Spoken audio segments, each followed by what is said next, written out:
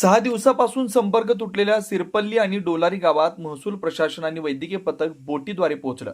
एका गरोदर महिलेला बोटीद्वारे करण्यात आलं रेस्क्यू. गावातील नागरिकांची करण्यात आली वैद्यकीय तपासणी.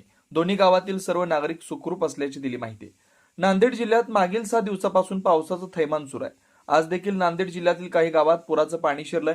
नांदेडच्या हिमायतनगर तालुक्यातील सिरपल्ली आणि डोलारी या गावचा मागील 6 दिवसापासून संपर्क तुटलेला आहे. पैनगंगा नदीवरची 2 गावं आहेत. पैनगंगा नदीला आलेल्या पुरानं या गावाला वेढा घातलाय.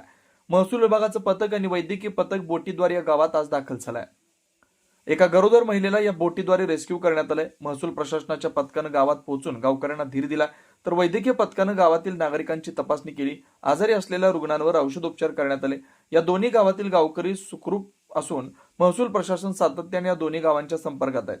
प्रतिनिधी भगवान कदमसह तेज मराठी न्यूज, हदगाव, नांदेड.